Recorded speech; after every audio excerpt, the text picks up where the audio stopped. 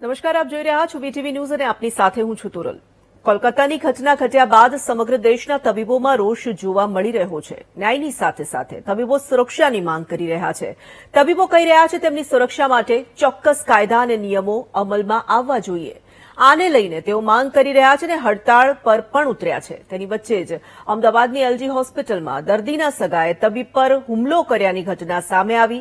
દર્દીના પરિવારજનો તબીબ પર હુમલો કરે તે ઘટના હવે તો લાગે છે કે નવી નથી। આ પ્રકારની અનેક ઘટનાઓ આપણે ભૂતકાળમાં પણ જોઈ ચૂક્યા છીએ કે તબીબ સાથે મારામારી કરવામાં આવી હોય કે પછી હોસ્પિટલ કે દવાખાનામાં તોડફોડ કરવામાં આવી હોય।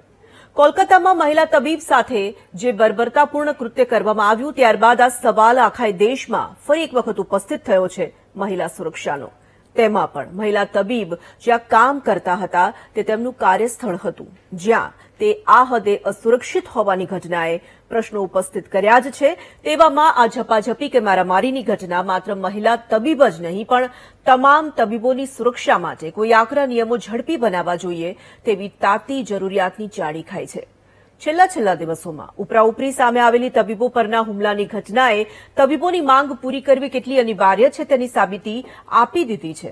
સવાલ એ પૂછવો છે કે રાજ્યમાં તબીબો ઉપર હુમલાની ઘટના કેમ વધી? કામ કરતા તબીબોનો આખરે શું વાંક છે? અને આ ઘટનાઓને રોકવામાં નહીં આવે તો શું આવનારા દિવસોમાં તબીબોની સુરક્ષા ગંભીર મુદ્દો બની જશે? આજે આ સવાલોના જવાબ મેળવવાનો પ્રયાસ કરીશું મહામંથનમાં।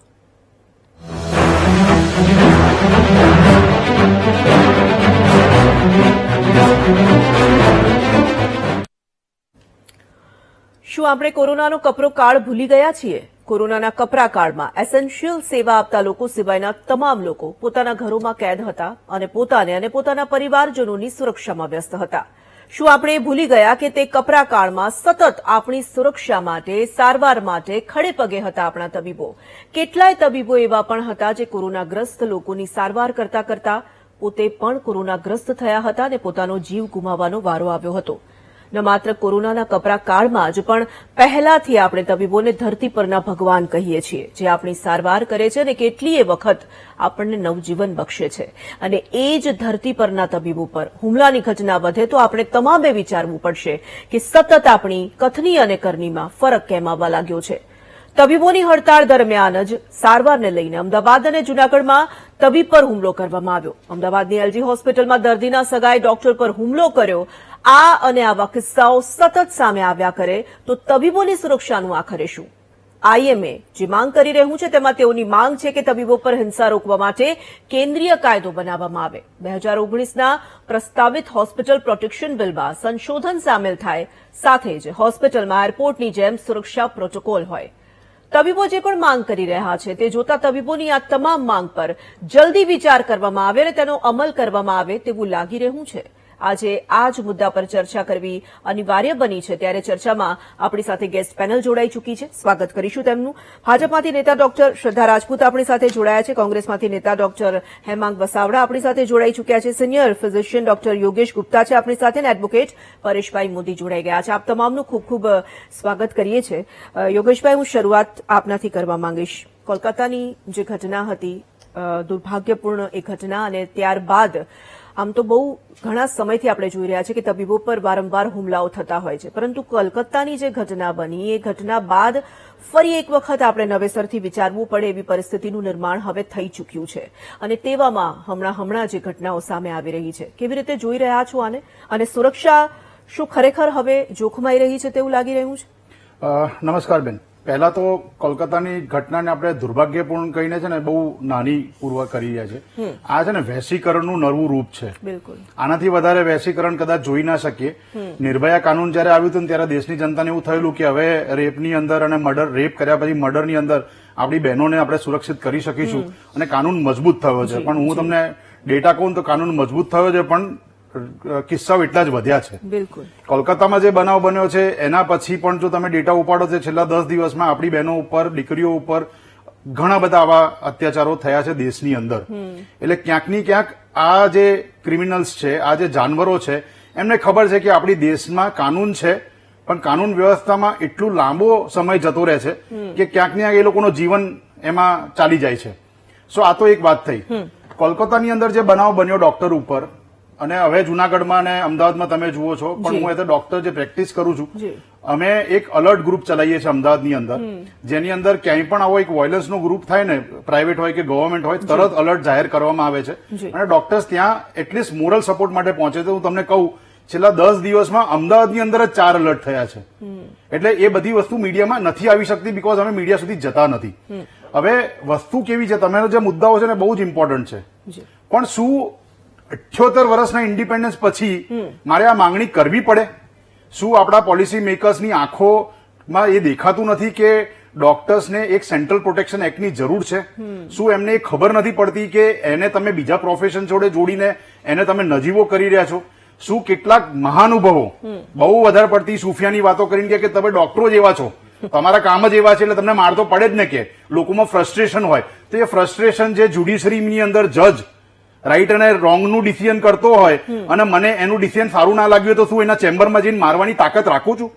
શું મારા પોલીસવાળા ઉપર મને ફ્રસ્ટ્રેશન હોય તો એને ગળચી પકડવાની બી તાકાત છે? એ લોકોને કેમ સેન્ટ્રલ પ્રોટેક્શન એક્ટ મળે છે? કેમ કે એ લોકોને એ જરૂર છે, તો એ જરૂર મારા ડોક્ટર મિત્રોને કેમ નથી? આ તો થઈ મોટી વાત, પણ પ્રેક્ટિકલ વાત કરીએ ને તો માંગ્યું છે શું? ડોક્ટરોએ ખરેખર એવું તો શું માંગી લીધું છે કે સરકાર, કોઈ પણ પક્ષની સરકાર હોય, એમની આંખો જ નથી ઉઘડતી. અમે માંગ્યું છે શું? પહેલી વસ્તુ માંગી છે કે તમે અમને મેન્ટલ સ્ટ્રેસ ફ્રી વાતાવરણ આપો. તમને એમ લાગતું હોય કે ડોક્ટરો પ્રાઇવેટની અંદરના જે ડોક્ટરો છે, જે થોડાક પ્રોફિટ મેકિંગ ડોક્ટરો છે, એ જ ડોક્ટરોની કોમ્યુનિટીને રેપ્રેઝેન્ટ કરે છે.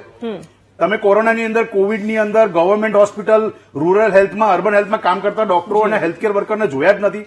નેશનલ મેડિકલ કાઉન્સિલે હમણાં અઠવાડિયા પહેલા એવું લખ્યું, રિક્વેસ્ટ કરી કે ડોક્ટરોને છે ને 74 કલાક અઠવાડિયામાં કામ કરે ને તો અઠવાડિયાની એક રજા મળી શકે. 74 કલાક કોને કહેવાય કહું તમને? પ્રેક્ટિકલી સ્પીકિંગ, 5 દિવસની અંદર હું 10 કલાક કામ કરું તો 50 કલાક, અને છઠ્ઠો દિવસ હું 24 કલાક કામ કરું ને તો મને એક દિવસ રજા મળે. તમે વિચારો અત્યારે અમે કેટલા કલાકો, ગવર્મેન્ટ હોસ્પિટલની વાત કરું છું, પ્રાઇવેટની વાત નથી કરતો, કેટલા કલાકો કામ કરતા હશે? તો એક માંગણી એ કરી છે. બીજી માંગણી શું કરી છે શું માંગણી તમે જુઓ જ ખરા, કે ધારો કે હું રાત્રે કામ કરું કોઈ હોસ્પિટલની અંદર, તમે કેમેરો લઈને કોઈ પણ ગવર્મેન્ટ હોસ્પિટલની અંદર, કોઈ પણ 99% ગવર્મેન્ટ હોસ્પિટલની અંદર કેમેરો લઈને નીકળો ને તો રાત્રે વાતાવરણ કેવું હોય? લાઇટ ના હોય, દરવાજાની અંદર, ટોયલેટની અંદર દરવાજો ના હોય, દરવાજો હોય તો કુંડી ના હોય, કોરિડોરની અંદર સીસીટીવી કેમેરા ના હોય, દારૂ પીને ચરસ પીને અંદર કોઈ પણ આવર જવર કરતો હોય, અને સિક્યોરિટીના નામે એક કાકો એક લાકડી લઈને 2 કદમ પણ ના ચાલી શકે ને એવો માણસ ત્યાં ઉભો હોય સિક્યોરિટી આપવા માટે. તો માંગણી શું કરી કે તમે સિક્યોરિટી આપો, સેફ ઝોન આપો. મેં તમારી જોડે આર્મી નથી માંગી, મેં તમારી જોડે પોલીસ વાળા નથી માંગ્યા બંદૂકો લઈને ઉભા રહેવા માટે, પણ તમે લાઇટ, સીસીટીવી કેમેરા, અવર જવર કરનારાનું તમે ઓળખપત્ર, એ બધું તો લઈ શકો ને. ત્રીજું માંગ્યું છે શું? ત્રીજું તમે જુઓ, આ જે કલકત્તામાં જે બેન હતા, એ કેટલું સિમ્પલ વસ્તુ તમને બતાવી જાય છે આપણા ડોક્ટરોની હાલતનું. 36 કલાક કામ કરીને એ સેમિનાર હોલની અંદર થોડાક પળ માટે રાત્રે 2 વાગે 2:30 વાગે આરામ કરવા ગઈ હતી. અત્યારે બી હું તમને છાતી ઠોકીને કહી શકું, 1 કે 2 હોસ્પિટલ છોડી દઈએ આપણે, જે મોડલ હોસ્પિટલ ગણાય છે, જેમ કે કોઈકની પોલિટિકલ વસ્તુઓ છે એની અંદર, બાકીની હોસ્પિટલની અંદર ડોક્ટરો જોડે 36-72 કલાક કામ કર્યા પછી આ સોફો પડ્યો ને તમારે ત્યાં, એટલી જગ્યા સુધા નથી હોતી સુવા માટે, અને એ પણ વોર્ડની અંદર કે ઇમરજન્સી રૂમની અંદર, જ્યાં વરવો માણસ એને કોઈ પણ નજરે જોતો હોય છે. તો માંગ્યું છે શું કે રેસ્ટિંગ પ્લેસ આપો તમે એક સારી રીતે, ઊંઘવા માટે થોડોક આરામ કરી લઈએ જો તમને લાગતું હોય કે અમારે આરામ કરવો જોઈએ. સેન્ટ્રલ પ્રોટેક્શન એક્ટ માંગ્યું છે. ચોથી વસ્તુ તમે પોલીસને આપ્યું છે કે ડ્યુટી પર કામ કરતા પોલીસને તમે અડી પણ ના શકો. તમે જ્યુડિશરીને આપ્યું છે, તમે થોડાક અંશે મીડિયાને પણ આપ્યું છે, તમે પોલિટિશિયનોને આપ્યું છે. તો તમને ડોક્ટરોને આપતા વાંધો શું આવે? પાર્લામેન્ટમાં ડિસિઝન શું થાય તમને ખબર? ડિક્લેર જયારે થાય છે આનું ડિસ્કશન, કે તમને આપીશું તો બીજા પ્રોફેશન માંગશે. કયા પ્રોફેશનની અંદર કેટલા સીએ ને તમે ખોટો ઓડિટ કરીને પૈસા વધારે ભરાઈ દીધા હોય, ટાઈમસર ઓડિટ ના કરી હોય, કે તમને ટાઈમસર લોન ના મળી હોય, એને મારતા જોયો છે? એક કિસ્સો તમે મને કહો. તો સેન્ટ્રલ પ્રોટેક્શન એક્ટ આપવામાં તમને વાંધો શું છે? અમે કઈ તમારી જોડે બીજું માંગ્યું નથી. અને છેલ્લે શું માંગ્યું કે કોઈ પણ મને તલવારથી હોસ્પિટલની અંદર, હો બેન, બહાર તો હું વાત જ નથી કરી રહ્યો, હોસ્પિટલની અંદર તલવારથી આવીને મને મારી જાય, જીવ લઈ લે, કોઈ પણ આવીને મને મારામારી કરી લે, કોલકાતામાં આવી રીતે જઘન્ય, એટલે અતિશય જઘન્ય અપરાધ કરી લે, અને એના પછીથી ખાલી ને ખાલી આવા અપરાધો માટે એક ફાસ્ટ ટ્રેક કોર્ટ માંગી છે કે તમે આ લોકોને પકડો, તાત્કાલિક આ લોકોને સજા આપો, તો લોકોને એક એક્ઝામ્પલ મળે. નિર્ભયામાં જે થયું છે ને એ જ ડોક્ટરો જોડે થાય છે. આ 5 વસ્તુમાં તમે મને કહો શું મોટું માંગી લીધું છે? તમે ટ્રક ચલાવનારને બી માંગણી તરત એટલા માટે પૂરી કરો છો, નહીતર તમારું અવર જવર બંધ થઈ જાય. તમે ફાર્મ લો ની અંદર 8-8, 9-9 મહિના સુધી આખા બોર્ડરને રોકીને કેટલાયને મારી નાખ્યા એ લોકોએ, કેટલાયનો ધંધો બંધ કરી નાખ્યો. પણ ફાર્મરના નામે જ્યુડિશરીએ પણ ચલાવી લીધું એને. પણ કહેવું ના જોઈએ, એક દિવસની પ્રતિક સ્ટ્રાઇકને કેટલાક જગ્યાએ શું લખવામાં આવ્યું? ડોક્ટરોના ન્યાય માટે દર્દીઓનો શું વાંક? જે દેશની અંદર ડોક્ટર સુરક્ષિત નથી ને એ દેશની અંદર દર્દી તો સુરક્ષિત નથી જ. એટલે કોઈ પણ સુફિયાણી વાત આની અંદર ચલાવી લેવામાં આવે એવી નથી. ખાલી સિમ્પલ માંગણીઓ છે, એનાથી વધારે કાંઈ જ માંગ્યું નથી આ સરકાર જોડે કે કોઈ પણ સરકાર જોડે. છેલ્લી વસ્તુ, કેટલાક લોકો શું કહીને ઉભા રહી જાય ખબર તમને? કે હેલ્થ તો સ્ટેટનો વિષય છે, સ્ટેટ નક્કી કરે કે શું કરવું. દાદા, તમારી આ પોલિટિક્સની અંદર આખું દેશ કોવિડ જેવી હાલતથી ગુજરી જશે, ખબર બી નહીં પડે. હજી પ્રતિક સ્ટ્રાઇક કરી છે. ફ્યુચરની અંદર જો કદાચ આગળ વધવાનો વારો આવ્યો, તકલીફ બહુ થશે. સિમ્પલ વસ્તુ માંગી છે, એટલું કરી આપો. પરેશભાઈ, કેન્દ્રીય કાયદો કે રાજ્ય માટેનો કાયદો શા માટે આપણે ન બનાવી શકીએ તબીબો માટે? ખરેખર એવું લાગી રહ્યું છે કે એક તો કાયદા કડક કરવાની જરૂર છે, કારણ કે એક બાદ એક આ પ્રકારની ઘટનાઓ સામે આવે છે અને વર્ષોના વર્ષો સુધી ચાલ્યા જ કરે છે. આપણે નિર્ભયા કાંડ વખતે જોઈ લીધું છે, 2012ની ઘટના, કેટલા વર્ષો લાગી ગયા હતા. એ ઘટનાઓ અટકતી નથી, આપણે કડક કાયદા કરી નથી શકતા. તેમાં પણ તબીબો અત્યારે જે માંગ કરી રહ્યા છે તેમની માંગ ખોટી ક્યાં છે? શા માટે આપણે એવા કાયદા નથી બનાવી શકતા? શું અટકી રહ્યું છે આખરે? આપણે જો આ કાયદાની વાત કરીએ તો તમારા મારા આ લાઈનમાં આવ્યા વર્ષો પહેલા એક વિશાખા કરીને એક કેસ હતો. જી. એ કેસમાં વર્કિંગ પ્લેસ પર કોઈ પણ ફિમેલને સેક્સ્યુઅલ હેરેસમેન્ટની સામે સ્ટ્રોંગ ઓપોઝ અને એવું કંઈ પણ થાય તેની સામે એક ખૂબ જ સ્ટ્રોંગ પગલા. આ જે કાયદો આવ્યો એ પણ એક જજમેન્ટ થી આવ્યો. એનો મતલબ સરકાર કાયદા કરતા પહેલા સૌથી પહેલા કોર્ટને વચ્ચે લાવી દે છે. કોર્ટ એવો ઓબ્ઝર્વેશન કરે, કોર્ટ ગાઈડલાઈન આપે, પછી એવા કોઈ કાયદાઓ બને છે. હવે એ જે કાયદો હતો, એ જે જજમેન્ટ 97 નું હતું. 97માં કામના સ્થળે સ્ત્રીને સેક્સ્યુઅલ હેરેસમેન્ટ ન થઈ શકે. આજે 2024માં આપણે ત્યાં છે. સરકારો દરેક પક્ષની આવી ગઈ અને દરેક કાયદા આવી ગયા. 97 થી અને 2024માં કોઈ ફરક છે નહીં. ડોક્ટર યોગેશભાઈ બહુ સરસ વાત કરી કે એક પ્રોફેશનલ જે લોકો હોય એમના માટે એક પ્રોટેક્શન બિલની જરૂર છે. હવે કોઈ પણ દર્દી જયારે આવે ત્યારે એના સગા થોડા હાઈટ પર હોય અને એ પહેલેથી જ એવું હોય કે સરકારી માણસ હોય, સરકારી ડોક્ટર હોય એટલે એ આપણા ગુલામ છે ને આપણે જવાબ આપવો જોઈએ, અને પાછા થોડા અપસેટ હોય એટલે એમનું બધું ફ્રસ્ટ્રેશન એમની પર નીકળે. પણ એવું નથી. આવું ફ્રસ્ટ્રેશન પોલીસ પર કેમ નથી નીકળતું? આવું ફ્રસ્ટ્રેશન જ્યુડિશિયરીમાં કેમ નથી આવતું? આવું ફ્રસ્ટ્રેશન બીજા કોઈ પ્લેસ પર કેમ નથી આવતું? તો આ એક મેન્ટાલિટી છે લોકોની. એ આ જે પ્રોફેશન છે એ લોકો એકદમ સિક્યોરિટી વગરના છે. એમને મારો, કાપો, ખૂન કરો, રેપ કરો, કંઈ પણ કરશો ને તમે બચી જવાના છો. આ એક સાયકોલોજી આપણા ભારતીયોમાં છે. દરેક તબક્કે કોર્ટ ઇન્વોલ્વ થઈ ના શકે. ક્યાંક સરકાર પર ઇન્વોલ્વ થવું પડે.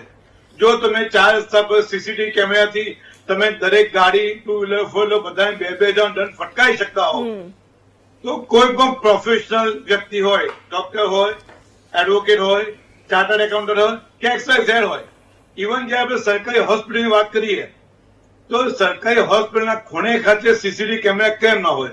એના માટે એક મોનિટરિંગ રૂમ કેમ ના હોય? અને જો સરકારી હોસ્પિટલ છે, જ્યાં સુધી મારો અનુભવ ત્યાં સુધી સરકારી હોસ્પિટલ મોટે ભાગે થોડાક દૂર એરિયામાં હોય, થોડા રિમોટ એરિયામાં હોય, કાં તો ગરીબ વસ્તીની આજુબાજુમાં હોય.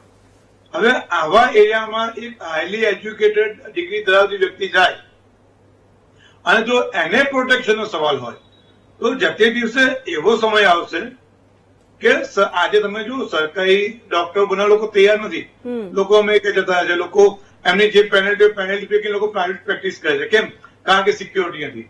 અને વાત જયારે સ્ત્રીની હોય તો આપણા દેશમાં 97ના જજમેન્ટ પછી હજી 2024માં પણ સ્ત્રીઓ ત્યાં જ હોય.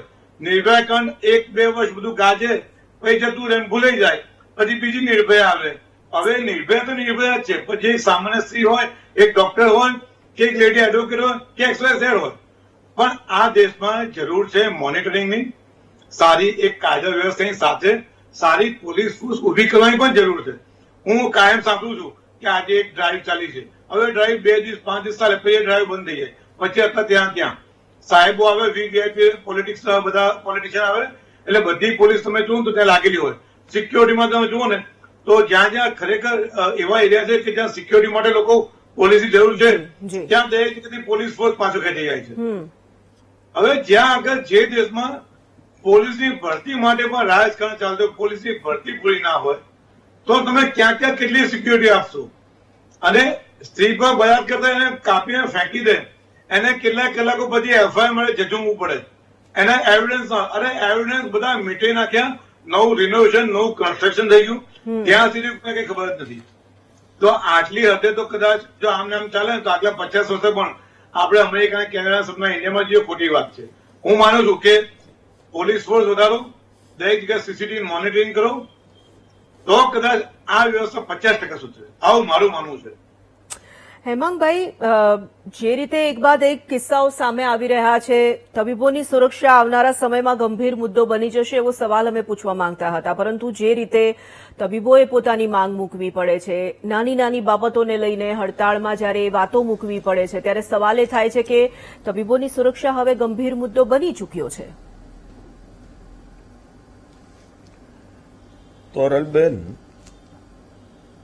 તબીબોની સુરક્ષા એ અતિ ગંભીર મુદ્દો બની ચૂક્યો છે. મેં ડોક્ટર યોગેશભાઈને બરાબર ધ્યાનથી સાંભળ્યા. થોડા મુદ્દા જે એમણે કીધા એમાંથી મારા મનમાં પ્રશ્ન ઉદ્ભવ્યા તબીબોની સુરક્ષા અંગે. હેલ્થ છે, જે હેલ્થ એ રાજ્ય કક્ષાનો વિષય છે, બરાબર છે, દરેક રાજ્યનો વિષય છે, પણ સુરક્ષા નથી.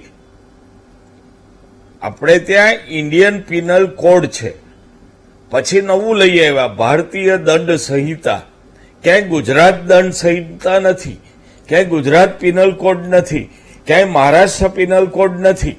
એટલે જે લોકો આઈએમએને મિસગાઈડ કરે છે કે આ રાજકીય રાજ્યનો વિષય છે, એ સદંતર ખોટી વાત છે. મોદી સાહેબ આપણી સાથે છે અને ચોક્કસ સલામતીની વાત છે, આરોગ્યની વાત નથી. ડોક્ટરો આ દેશના નાગરિક છે, એક જૂથ છે, અને કદાચ એટલું કહીએ કે અગ્રગણ્ય જૂથ છે. જે તબીબ વર્ગ છે એ અગ્રગણ્ય વર્ગ છે, તો એની સુરક્ષાની જવાબદારી જે તે રાજ્યની કઈ રીતે થાય? યોગેશભાઈ, આ પ્રશ્ન પૂછવા જેવો છે. હવે મૂળ મુદ્દા ઉપર આપણે પાછા ફરીએ. બે અલગ વર્ગ છે તબીબોના, જે યોગેશભાઈએ જુદું પાડ્યું, એક સરકારી હોસ્પિટલ, એક પ્રાઇવેટ હોસ્પિટલ. પ્રશ્ન એ છે કે સરકારી, તમે જે સિક્યોરિટી આઈએમએ માગી, જે સીસીટીવી કવરેજ માંગ્યું, બધું માંગ્યું, બહુ માંગ્યું, સાચું માંગ્યું, મળવું જોઈએ, પણ પ્રાઇવેટ હોસ્પિટલમાં પણ આ બનાવો બને છે. આજ આપ બતાવી રહ્યા છો એ જે હોસ્પિટલો છે, પ્રાઇવેટ હોસ્પિટલોમાં અમુક બનાવો બન્યા છે. એટલે કડક કાયદો બનાવ્યા સિવાય કોઈ આનો વિકલ્પ નથી. આ પહેલી વાત. જજીસ અને પોલીસની પણ વાત થઈ. They are government servant. જે ગવર્મેન્ટ સર્વન્ટ ઉપર હુમલો થાય છે એની ફરજમાં રૂકાવટના બધા કલમો અલગ છે, પણ રેસિડન્ટ ડોક્ટર જે છે એ તો ગવર્મેન્ટ સર્વન્ટની વ્યાખ્યામાં પણ નથી આવતા. અને દર્દી સામે ઇમરજન્સીમાં સૌથી પહેલો ઉપનાર વ્યક્તિ છે who is A resident doctor. એટલે સ્પેશિયલ કાયદો કરવો અત્યંત જરૂરી છે. આ પહેલી વાત કરી. હવે હું સિક્કાની બીજી બાજુની વાત કરું કે ઇન્ડિયન મેડિકલ એસોસિએશન જે છે, ડાક્ટરોનું એસોસિએશન, એણે હજી ભલમનશાહી ગુમાવી નથી. માર ખાઈને ભલે ટોકન સ્ટ્રાઇક પાડી કે આવતા દિવસોમાં કદાચ લાંબી હડતાલ કરે, બધું કરે. જે દિવસ આઈએમએ ટ્રેડ યુનિયનમાં કન્વર્ટ થશે તેદી દર્દીઓની સાથેનું ઘર્ષણ અતિ વધવાનું છે. માની લો કે અહીંયા હું વાંચી રહ્યો છું કે યુસુફ ખત્રીને છાતીમાં દુખ્યું ને એક્સપાયર્ડ થઈ ગયો ને ડાક્ટરને નર્સિંગ સ્ટાફને માર્યા. હવે આ એમ એક સર્ક્યુલર બહાર પાડે કે આ યુસુફ ખત્રીના પરિવારની સારવાર કરવી નહીં. એક્સ્ટ્રીમ પરિસ્થિતિ શું થઈ શકે છે કહું, કારણ કે આઈએમએ પણ એના સભ્યોને બચાવશે. જો સરકાર વચ્ચે નહીં આવે તો અમારે કંઈક કરવું પડશે, અમારે નવા આખી પરિસ્થિતિમાં રસ્તા કાઢવા પડશે. અને યુસુફ ખત્રીના પરિવારને ક્યાંય જૂનાગઢમાં સારવાર ના થાય, દરેક જણ ના પાડે તો તમે એમ કહેશો કે અહીંયા ઓથ છે, હિપોક્રેટની ઓથ છે, એટલે માર ખાઈને ઓથ કરવાની આ પ્રશ્ન છે. આવતા દિવસોમાં એવું બને તોરલબેન કે આઈએમએ અત્યારે જે એસોસિએશન છે એ ટ્રેડ યુનિયનનો ટ્રેન્ડ લે. તમે ટ્રેડ યુનિયનના સભ્યોને અડી નથી શકતા. બાર એસોસિએશન છે જે એક વકીલ ઉપર હાથ ઉપડે તો શું થાય છે? એ ગામમાં એક પણ વકીલ મારનારનો કેસ નહીં લડે, ના જ પાડી દેશે. એવી રીતે જો ચાલુ થશે તો સમાજની પરિસ્થિતિ શું થશે એ બહુ ગંભીર બાબત છે. ઘણી બધી બીજી જગ્યાએ, અહીંની ડિબેટમાં તો નથી આવ્યું, પણ બીજી બધી જગ્યાએ ક્યાંક ને ક્યાંક મેં જોયું છે, ચર્ચામાં સાંભળ્યું છે કે ડાક્ટરો ઉપર પણ હવે એલિગેશન થવા માંડ્યા છે. તમે ખોટું કરો છો, તમે ખોટા ઓપરેશન કરો છો, તમે આમ કરો છો, તમે તેમ કરો છો. પણ એનો અર્થ એમ નથી કે મારવાના. કદાચ કોઈ ડાક્ટરે કોઈ ખોટું કર્યું છે તો you have ways and means to go out. તમારી પાસે, પ્રજા પાસે રસ્તા છે. તમે કાયદો હાથમાં લ્યો, મારો. અને જયારે યોગેશભાઈએ ફાસ્ટ ટ્રેક કોર્ટની વાત કરી ત્યારે હું એમાં એક વધારાની વાત કરું છું તોરલબેન. ફાસ્ટ ટ્રેક કોર્ટ ખાલી નીચલી કોર્ટ પૂરતી જ થાય છે. High court, supreme court fast track મોડમાં જાતા નથી. એ પણ લાવવા પડશે. આપણે જોયું કે સુરતમાં એક બેનની ગળું કાપીને અતિ ખરાબ રીતે હત્યા થઈ. ફાસ્ટ ટ્રેક કોર્ટે એને ફાંસીની સજા આપી. એ અપીલમાં ગયા, જાય જ તો હવે તો હાઈકોર્ટમાં એ મેટર પડી રહી છે. 15 વર્ષ 17 વર્ષ નીકળશે તો ફાસ્ટ ટ્રેક કોર્ટ નીચલી કોર્ટ જ શું કામ? આવા જઘન્ય અપરાધ છે અથવા ડોક્ટર ઉપરના હુમલા છે તો એમાં ઉપલી કોર્ટો પણ ફાસ્ટ ટ્રેક મોડમાં કેમ ન આવી શકે? એવો કાયદો કેમ ન બની શકે? આતંકવાદી પ્રવૃત્તિઓનો માની લો કાયદો દેશમાં થઈ અને કોઈ પકડાણા, નીચલી કોર્ટે સજા કરી, અપીલ, પછી સુપ્રીમ કોર્ટ, પછી એ બધું જ ફાસ્ટ ટ્રેક કોર્ટમાં આવવું જોઈએ. એટલે અમુક ગુનાઓને છૂટા પાડી અને ઠેઠ સુધી ફાસ્ટ ટ્રેક કોર્ટ. અને હું તો એટલે લગી કહું કે કદાચ ફાંસીની સજા થાય ને દયાની અરજી થાય તો રાષ્ટ્રપતિએ પણ સમય મર્યાદામાં અરજી નિકાલ કરવો જોઈએ. આ સિવાય રસ્તો નથી. જી શ્રદ્ધાબેન, આમ તો કોઈ પણ નાગરિકની સુરક્ષા થવી જ જોઈએ અને સુરક્ષા એ અધિકાર પણ છે અને સત્તા પક્ષની તો જવાબદારી પણ છે, સિસ્ટમની, તંત્રની જવાબદારી પણ છે. જે રીતે આ ઘટનાઓ બની રહી છે, આપણે કોલકાતાની ઘટનાથી લઈને અત્યાર સુધીની તબીબો પર જે રીતે મારપીટ થઈ રહી છે, મારામારી થઈ રહી છે, તે ઘટનાની વાત કરીએ. કોલકાતાની ઘટના, જે રીતે યોગેશભાઈએ પણ કહ્યું, અમે પણ સતત આ મુદ્દા પર એટલા માટે વાત કરી રહ્યા છીએ કારણ કે આ હવે આપણને ચિંતામાં મૂકે તેવો વિષય બની ગયો છે, આપણને વિચારતા કરી મૂકે તેવો વિષય બની ગયો છે અને આમાં આપણે ઘણા બધા આસ્પેક્ટ પર વિચારવું પડશે. પરંતુ તબીબો સાથે જે મારામારીની ઘટના બની રહી છે, આજે ખાસ એ મુદ્દા પર વાત કરવી છે. એ લોકોને સુરક્ષિત કરવાની જવાબદારી આખરે ક્યારે લેવાશે? તોરલબેન, આખી પેનલે ડિસ્કશન કર્યું છે, બહુ ફ્રૂટફુલ ડિસ્કશન કર્યું છે. હું પણ મેડિકલ પ્રોફેશનમાંથી આવું છું. એકચ્યુઅલી જ્યારથી મેડિકલના સ્ટુડન્ટ વાંચવાનું શરૂ કરે છે 12th સાયન્સમાં, હવે બી ગ્રુપ લઈને પછી નીટા, સતત એક જ સબકોન્શિયસ માઇન્ડથી લઈને છે કે એ લોકોનું બિહેવિયર માનવ સેવાનું કામ છે. ડોક્ટરનું કામ ઓલવેઝ માનવ સેવાનું ગણવામાં આવે છે. એટલે ઓલવેઝ એ લોકોને બચાવવામાં બિલીવ કરતા હોય છે. ક્યારેક એટેકિંગ મોડમાં કોઈ ડોક્ટર હોતું જ નથી, પેરામેડિક સ્ટાફ હોતું જ નથી. એની અંદર માનવ સેવા ભરેલી છે.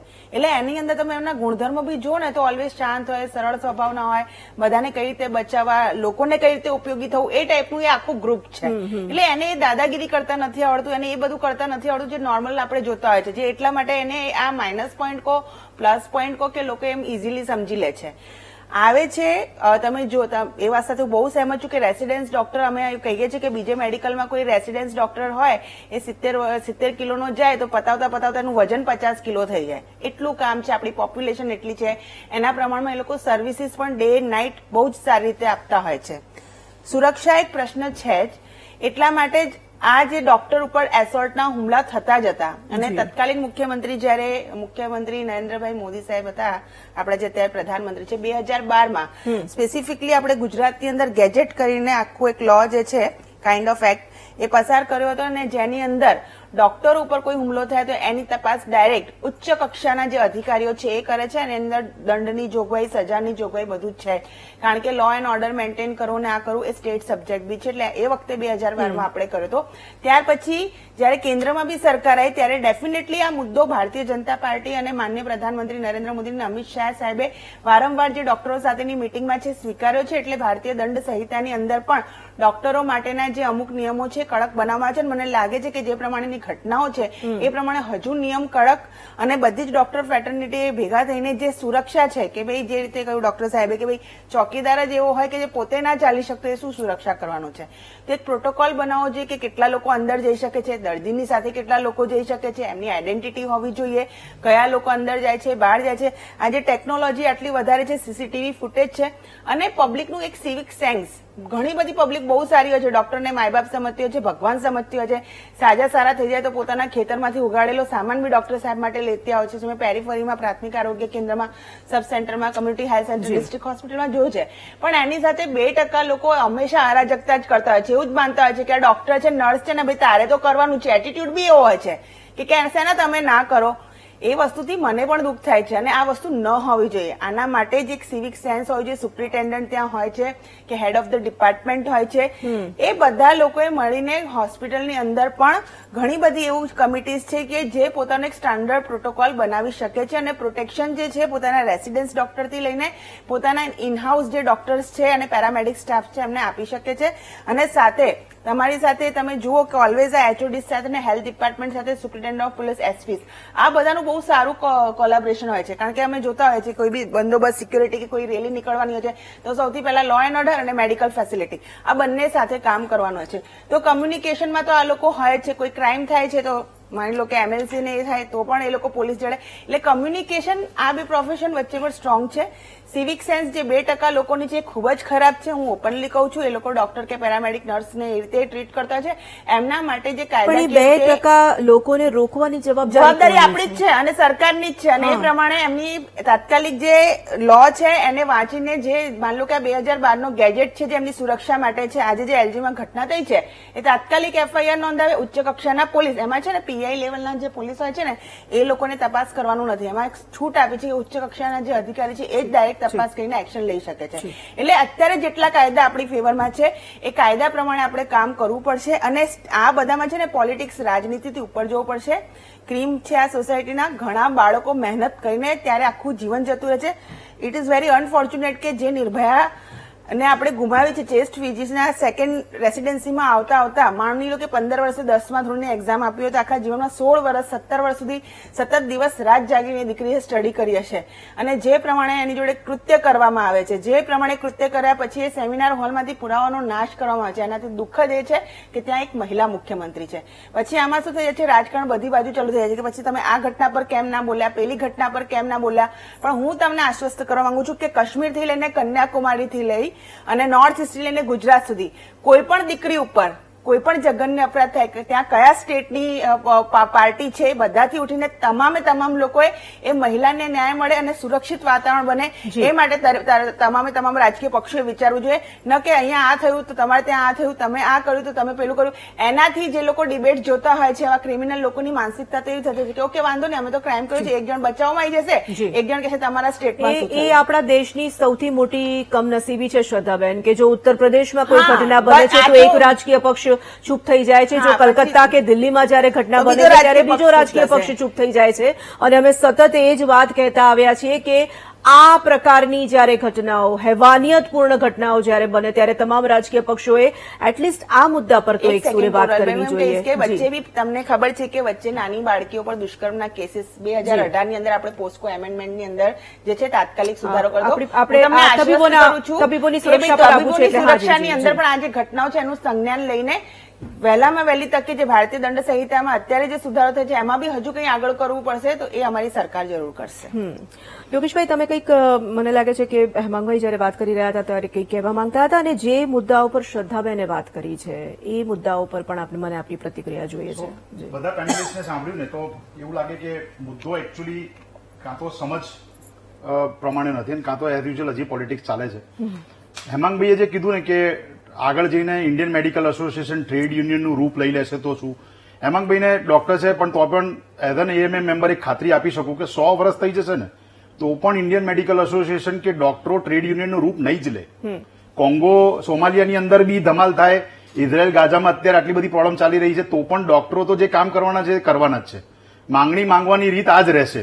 પ્રતિક પ્રોટેસ્ટ કરીશું, 1 કે 2 દિવસ ઇમરજન્સી સ્ટ્રાઇક કરીશું, બ્લેક રિબન કરીશું, પણ કામ કરતા જ રહીશું. સરકાર જાગે ત્યારે થાચા.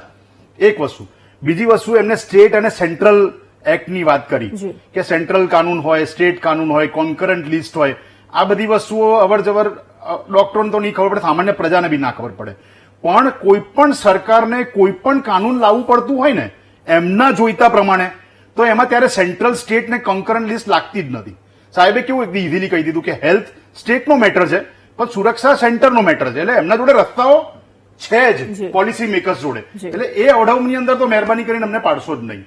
ત્રીજી વસ્તુ જે એમને કીધી કે ફાસ્ટ ટ્રેક કોર્ટ, કાનૂન સખ્ત કરવાથી કોઈ જ ફરક પડતો નથી આ દેશની અંદર. એ પોક્સોએ કીધું છે, બતાવી દીધું છે, નિર્ભયાએ પણ બતાવી દીધું છે કે તમે કાનૂન બહુ જ સખ્ત કર્યો, હેંગ સુધી પહોંચી ગયા, લાઈફ ઇમ્પ્રિઝનમેન્ટ સુધી પહોંચી ગયા, પણ કાનૂનમાં તમે થયા પછી પણ બાળકો ઉપર, બાળકીઓ ઉપર અને ફિમેલ્સ ઉપરના અત્યાચારો રોકાયા નથી.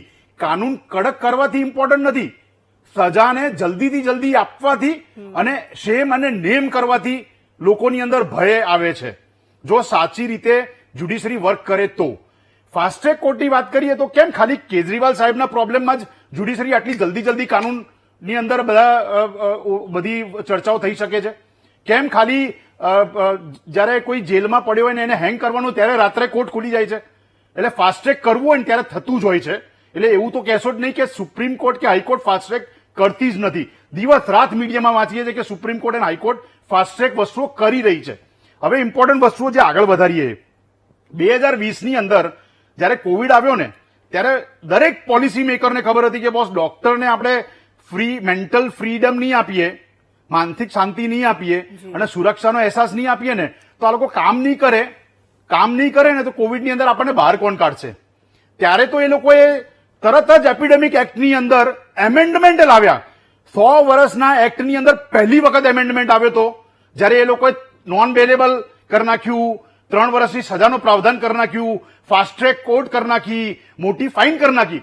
કોવિડ પત્તાની સાથે એ કાનૂનને એ લોકોએ એમેન્ડમેન્ટે આખું ભૂસી નાખ્યું. એટલે 2 વર્ષ સુધી તમને જરૂર હતી, 2 વર્ષ પછીથી સુરક્ષાની જરૂર હેલ્થકેર વર્કર, એટલે ડોક્ટર એકલાની વાત નથી કરતો, doctor, ward boy, sanitiser worker, nursing staff બધાની વાત કરું છું. તમે એ કાનૂનને ભૂસી નાખ્યું. એનાથી જ ખબર પડે છે કે તમને ડોક્ટરો પ્રત્યે કેટલું માન છે. જે પાર્લામેન્ટની અંદર એક મિડલ નેમની અંદર હસબન્ડનું નામ બોલવાના કારણે આખું પાર્લામેન્ટ બંધ કરી શકતા હોય એ લોકો ડોક્ટરો માટે ચર્ચા કરવા સુદ્ધા એ લોકોનો ટાઈમ નથી. બાકી એ લોકોની ઈચ્છા હોત તો અત્યારે ઇમરજન્સી સેશન બોલાવીને આ ચર્ચા કરી શક્યા હોત એ લોકો. પણ સુફિયાની વાતોની વાત થાય છે, આઈડિયલ કન્ડિશનની વાત થાય છે ત્યારે ડોક્ટરો છેલ્લી પાઘડીમાં આવે છે. એ અમને બધા ડોક્ટરોને ખબર છે. પણ ડેફિનેટલી હું તમને ખાતરી આપું, પ્રતિક સ્ટ્રાઇકથી આગળ નહીં વધીએ. ઇમરજન્સી સર્વિસ કદાચ એક દિવસ બંધ કરીશું પણ આ ડોક્ટરો સેવા કરતા નહીં અટકે. 2% રોટન એપલ્સ છે, એને રોકવા માટે તમારે જે કાનૂન બનાવવા હોય બનાવવા. ડોક્ટરોની અંદર તમારા જોડે ઉભો છું. પણ આ 2% લોકો જે અમને આવીને ગાળો આપી જાય છે, મારી જાય છે, રેપ કરી જાય છે, મર્ડર કરી જાય છે, એ ચલાવી લેવામાં નહીં આવે. અને હું ફ્રીડમથી કામ નહીં કરું ને તો સાચું કામ નહીં જ કરું. જો આટલી વસ્તુ ના ખબર પડતી હોય ને તો કોઈ જ મતલબ નથી કોઈ પણ ડિબેટનો. પરેશભાઈ, કાયદા આપણા ત્યાં છે, ઘણા બધા કાયદા છે. જ્યારે અમલીકરણની વાત આવે છે ત્યારે છટકબારીઓ પણ ઘણી બધી છે. એવું નથી લાગતું કે આ પ્રકારના કિસ્સાઓ જે રીતે વધી રહ્યા છે, આટલું જે રીતે યોગેશભાઈના અવાજમાં આક્રોશ છે, હું એમને વર્ષોથી સાંભળું છું, અનેક વખત ડિબેટમાં આવ્યા છે, કદી મેં એમનો આ ટોન, આ સુર, આ આક્રોશ જોયો જ નથી. આજે આ ઘટના છે ત્યારે એમના અવાજમાં આક્રોશ છે. ન કરી શકીએ આપણે? શા માટે આ દિશામાં સરકારો અને ન્યાય પ્રણાલી નથી વિચારી રહી? જો મેં હમણાં પણ કહ્યું, અત્યારે ફરી કહું છું કે જ્યારે પણ કોઈ ઘટના બને ત્યારે સૌથી પહેલા એમાં પોલિટિશિયન એક્ટિવ થાય છે. કાયદો કાયદાની જગ્યાએ રહે છે. બહુ હોબાળો થાય એટલે એક નવો કાયદો આવી જાય. વળી પાછું પ્રજાએ તમારે મારે સૌએ બેઝિક સમજવાની જરૂર છે. કાયદો બનાવવાથી ગુના અટકતા નથી, કાયદાનું પાલન કરવાથી ગુના અટકે છે. બિલકુલ. 1997 વિશાખા કેસમાં જે ગાઈડલાઈન હતી એ ગાઈડલાઈન જો તમે સ્ટ્રિક્ટલી ફોલો કરી હોત તો નિર્ભયા પણ ના હોત અને આ જે કલકત્તામાં બન્યું એ પણ ન બન્યું હોત. વાત છે પ્રજાએ સુધારવાની, વાત છે કાયદો બનાવવાથી કઈ થતું નથી, કાયદાનું પાલન કરવાથી કઈ થાય છે. અને કાયદા પાલન માટે તમારે એક સારી જ્યુડિશિયરી પણ જોઈએ, સારી પોલીસ ફોર્સ પણ જોઈએ. અને હવે મને તો એવું લાગે છે કે જો આમને આમ ચાલશે ને તો ગમે ત્યારે આપણે જોઈએ બધા ક્લાસીસના આપણે બધા બોર્ડ ને એડવર્ટાઇઝ જોઈએ છે ને, તો સરકાર ગમે ત્યારે આવા એક સંસ્થા કે ક્લાસીસ પણ ખોલવા પડશે કે તમારે પબ્લિક જોડે જે પબ્લિક સર્વન્ટ છે કાં તો જે જાહેર જીવો સંકળાયેલા છે એની જોડે સામાન્ય પ્રજા કે વર્તન કરો, આના પર ક્લાસીસ ખોલવા પડશે. કારણ કે તમે નવો કાયદો ક્યારે, તમે હમણાં સાહેબે કીધું, ડોક્ટર હેમંતભાઈ કીધું, ડોક્ટર શ્વેતાબેને કીધું, ડોક્ટર યોગેશભાઈ કીધું, કાયદો બનાવો, પાલન કરો. પણ કાયદો બનાવવાથી હજી પણ કઈ થયું નથી. જો કાયદો બન્યા પછી થયું જો તો 1997 કાયદો બની ગયો કે કોઈ પણ સ્ત્રી હોય એના વર્કિંગ પ્લેસમાં એને હેરેસમેન્ટ નહીં થવું જોઈએ. એનું પાલન ક્યાં? વાત અમલીકરણની છે અને એમાં જે લેકિંગ છે એની જ વાત છે. કાયદા તો છે, મેં શરૂઆતમાં પણ એ જ કહ્યું કે કાયદા છે, પરંતુ અમલીકરણમાં છટકબારીઓ શોધી લેવાય છે કે પછી એના પર ધ્યાન જ નથી અપાતું અને એટલા માટે જ આ પ્રકારની ઘટનાઓ અટકતી પણ નથી. એક નાનકડા બ્રેક માટે આપણે રોકાઈએ છીએ. બ્રેક બાદ આ ચર્ચામાં પરત ફરીશું.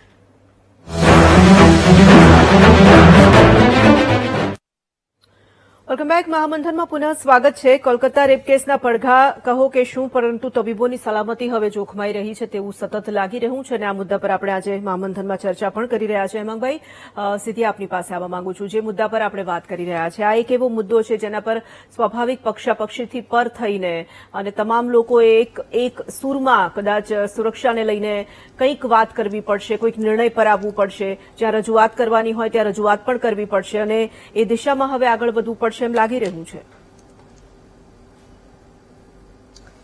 બેન, મારે બે સવાલ છે. એક મોદી સાહેબને સવાલ છે, એડવોકેટ છે, કે ગેઝેટમાં કોઈ વસ્તુ આવે તો એ કાયદો બને કે નહીં. મારો વિષય નથી એટલે હું મોદી સાહેબને પૂછું છું, કારણ કે શ્રદ્ધાબેને કીધું કે માનનીય નરેન્દ્રભાઈએ ગેઝેટ કરી દીધું હતું. અને બીજું શ્રદ્ધાબેનને પૂછવું છે કે જે ભારતીય દંડ સંહિતા બની એમાં કયા સેક્શન નીચે ડાક્ટરોને કે હોસ્પિટલને સ્પેશિયલ પ્રોટેક્શન આપવામાં આવ્યું. એમણે એમ કીધું દંડ સંહિતામાં ઇન્ક્લુડ થઈ ગયું છે. તો સેક્શન તો મારે સમજવા પડે ને, કારણ કે મને જેમ ખબર નથી એમ ઘણા ડોક્ટરોને ખબર નથી, એમ 6 કરોડની જનતા જે આપને જોઈ રહી છે એને ખબર નથી. તો મારે આ બે પ્રશ્નોનો જવાબ જોઈએ છે. પરેશભાઈ, આપ પહેલા જવાબ આપશો જે સવાલ હેમાંગભાઈએ પૂછ્યો છે. મને એક વાર એમનો સવાલ ફરીથી સ્પેસિફિક પૂછો તો જવાબ આપી દઉં, કારણ કે એમને બે સવાલ ભેગા કરી નાખ્યા છે. ફરી એકવાર રિપીટ કરો તો વધારે સારું. હેમાંગભાઈ, ગેઝેટમાં કોઈ વસ્તુ આવે તો એ કાયદો બની જાય? આપનો સવાલ ખૂબ જ સારો છે. તમને પણ ખ્યાલ છે કે સરકાર કોઈ પણ કાયદો બનાવે પછી એનું એક ગેઝેટ બહાર પાડે, એટલે કાયદો બન્યા પછી ગેઝેટ બહાર પડે અને ગેઝેટમાં એની અમલવાળી તારીખ હોય. એટલે જયારે ગેઝેટ બહાર પડે અને એની XYZ અમલવાળી તારીખ એમાં લખેલી હોય એ દિવસથી એ તારીખથી ઠીક છે એ પરેશભાઈ. કાયદો ઇન્ફોર્સ ગણાય. ઠીક છે શ્રદ્ધાબેન. ગુજરાતનું ગેજેટ છે જે બહાર પડ્યું છે 2012 જે મેં વાત કરી ને ડોક્ટર સાહેબ તમને એ તો ગુજરાત માટે તો પ્રોટેક્શન આપણે 2012માં તત્કાલીન મુખ્યમંત્રી જ્યારે આદરણીય નરેન્દ્ર મોદી સાહેબ હતા ત્યારે આ ગેજેટ છે અને એની અંદર મેં તમને જે પ્રમાણે કીધું ને કે ઉચ્ચ કક્ષાના અધિકારી એમને ડાયરેક્ટ તપાસ કરવાની હોય છે એ પ્રમાણેનું છે. એટલે હા એ વસ્તુ છે કે અકનોલેજમેન્ટ જો બધાને હોય તો બધા આ ગેજેટનો જે છે એ લાભ ઉપાડી શકે છે. જી હેમાંગભાઈ, હવે આપની ફાઇનલ કમેન્ટ આ મુદ્દા પર જોઈએ છે અને ત્યારબાદ આપણે આગળ પણ વધીશું. સજા કરવાની કે કોઈ વિગત છે કે ઉચ્ચ પોલીસ અધિકારી તપાસ કરે એટલું જ છે? ના, સજા થાય છે સાહેબ, સજા થાય છે. આમાં શું છે કે ઘણી વખતે જે આપણે ડોક્ટર્સ મેં તમને કીધું ને કે એક એવી ફર્ટિલિટી છે કે જે માનવ સેવા સાથે સંકળાયેલી છે. ઓલવેઝ સેવામાં બિલીવ કરજો. સબકોન્શિયસ માઇન્ડની અંદર તમે 1 કે 2% છોડી દો તો 98% ડોક્ટર્સ અને પેરામેડિકલ સ્ટાફ જે છે એના આપણે જેટલું બી થેન્ક યુ કહીએ એટલું ઓછું છે. મેં મારા મેડિકલ પ્રોફેશનમાં બી જોયું છે, મારા માસ્ટર્સના બી પ્રોફેશનમાં જોયું છે. પરંતુ હંમેશા એ લોકો લોકોનું વિચારે છે એટલે પોતાના માટે આ એક્ટ જે એમને એ વાંચે એમના 1 કલાકનું કામ છે. આટલી મોટી મોટી ડિગ્રી લઈ આવે આખી રાત જાગીને વાંચીને તો આ એમના પ્રોટેક્શનની વસ્તુ પણ એ લોકો એટલી માનવ સેવામાં જતા રહે છે કે અડધો કલાક આ એમના પ્રોટેક્શનનું બી એમણે વાંચ્યું ના હોઈ શકે. પણ આપણા ગુજરાત માટે એક ગેજેટ છે. ભારતીય દંડ સંહિતામાં જે જોગવાઈ થઈ છે એ પછી રાજ્ય સરકાર બી સ્પેશિયલ પોતાની વિધાનસભામાંથી ફ્લોર ઉપર ડિસ્કશન કરીને આ રીતે એક્ટ પસાર કરીને ગેજેટ કરી જે છે એ કરી શકે છે. પણ માત્ર એ એક્ટ પસાર કરવાની તમે જે વાત કરી રહ્યા છો, જે ઉલ્લેખની વાત કરી રહ્યા છો, એટલાથી ખરેખર અટકતું નથી. નહીં, અટકવા માટે તોરલબેન છે ને બધી જ પ્રકારે આ છે ને બધા લોકોએ ભેગા મળીને બધા જ પ્રયત્નો કરવા પડશે. સોસાયટી તરીકે એઝ એ આપણે બધા સિવિલિયન્સે પણ નાગરિકોએ પણ ભેગા થઈને પ્રયત્નો કરવા પડશે. પોલીસે બી પોતાનું કામ પણ કરવું એમાંથી જ પડશે. આપણે શરૂઆતમાં વાત કરી શ્રદ્ધાબેન 2% તમે જે વાત 2% કરી રહ્યા છો, લોકો આપણે માની લઈએ હું તમને 2%, એ 2% લોકો માટે તો કોઈકે કરવું હું તમને પડશે બસ તોરલબેન એ જ ને. હવે એ કહું લોકો છું કે સમજતા નથી તો એમના માટે નહીં શું સમજતા બીજો નથી. જો રસ્તો હું હોઈ તમને એક શકે? વસ્તુ કહી દઉં. આ જે કોલકાતામાં નિર્ભયા જોડે થયું એ માણસની તમે હિસ્ટ્રી ચેક કરો. એની 4 વાઇફ હતી, બધા ઉપર ડોમેસ્ટિક વાયલન્સ આપણે એમાં નથી જવું અત્યારે. તોરલબેન હા. આપણે બધા જ લોકો જાણે અજાણે જ્યાં પણ ક્રાઇમ થાય છે ને એ લોકોને છૂટ આપે છે કે ભાઈ આ તો આટલું નાનું કર્યું છે, આટલી છેડતી થઈ છે ને ઓકે મારે નોલેજ કોઈને કશું કહેવું નથી. એ છેડતી વધતા વધતા એ વધારે છેડતી કરે ત્યાં સુધી એની કમ્પ્લેન નથી. અચ્છા, કમ્પ્લેન કરવા કોઈ જાય તો કમ્પ્લેન લેવાવાળી વીકેની જે મારા ખ્યાલથી વીક હશે ત્યાં કલકત્તાની અંદર. એટલે માણસની હિંમત એટલી વધી ગઈ કે એણે એક જે આપણી ડોક્ટર દીકરી હતી કે જે કેટલા લોકોનો જીવ બચાવી રહી હતી અને એનો જીવ એટલા માટે ઇમ્પોર્ટન્ટ છે કે આગામી સમયમાં કેટલાય મારા દેશના લોકોનો એ જીવ બચાવી શકે એવી દીકરી હતી. દરેક જગ્યાએ તમે જે અગત્યનો છે. ક્રિમિનલ્સ હા, જુઓ છો, હા, અમે હા. લોકો જયારે પણ મહિલાઓ ડિબેટ્સમાં આવીએ છીએ અમે કહીએ છીએ કે આ જે મહિલાઓ ઉપર ઉત્પીડન થાય છે બધાની તમે બ્રેઇન જે મેપિંગ છે કરાવવી જરૂરી છે. બધા લોકો જયારે કોઈ નાનો મોટો ક્રાઇમ થાય તો એને જે સહન કરવાની મહિલાઓની વૃત્તિ છે અને જે સોસાયટીની વૃત્તિ છે કે ભાઈ આની કમ્પ્લેન ના કરાય અને પોલીસે પણ એટલું થવું જોઈએ એપ્રોચમાં બિહેવિયર કે હા ભાઈ આવું કંઈ થયું છે તો આપણે તપાસ કરીએ અને પક્ષાપક્ષીથી ઉપર જઈને કોઈ પણ ક્રાઇમ થાય હું એવું માનું છું કે કોઈ પણ રાજનીતિ પક્ષાપક્ષી અને રાજ્યોમાં શું થયું છે એ નહીં.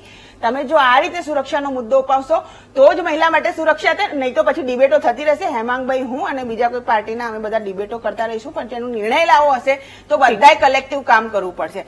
ડેફિનેટલી ઇલેક્ટ્રોનિક મીડિયા બહુ જ સારી રીતે અમારા બધાના વોઇસ મૂકી શકે છે. જે લોકો આજે સડકો ઉપર જઈ રહ્યા છે બિલકુલ આ સમય આવી ગયો છે. આ નિર્ભયા એક નિર્ભયા હતી અને એના પછી જયારે આ નિર્ભયા જોવાનો વાળો આવે છે તો એ શરમથી માથું ઝૂકી જાય છે અને આ નિર્ભયા માટે પણ જ્યાં સુધી ન્યાય માંગવાની હશે એ લડત જે છે ચાલુ રહેશે. ચલો, આપ તમામનો ખૂબ ખૂબ આભાર અમારી સાથે ચર્ચામાં જોડાવા માટે. તબીબો પર એક બાદ એક હુમલાઓ જે વધી રહ્યા છે તેને લઈને આપણે આજે વાત કરી રહ્યા હતા. એક સવાલ અમે દર્શકોને પૂછ્યો હતો કે તબીબોને સુરક્ષિત કરી શકે તેવા કાયદા વ્યવસ્થાની હવે ખરેખર જરૂર છે, ત્યારે 79% લોકો કહી રહ્યા છે કે જરૂર છે અને એ દિશામાં સરકારે સિસ્ટમે વિચારવું પડશે. નાગરિકોની તો જવાબદારી છે જ એ સમજ કેળવવાની, પરંતુ જે લોકો ચૂકી રહ્યા છે તેના માટે કાયદાનો કોરડો વીંઝાવો હવે અનિવાર્ય થઈ ગયો છે. સમય ઓછો છે એટલા માટે અટકીએ છીએ. આજે આવતીકાલે એક નવા વિષય સાથે મળીશું. રજા લઈશું. નમસ્કાર.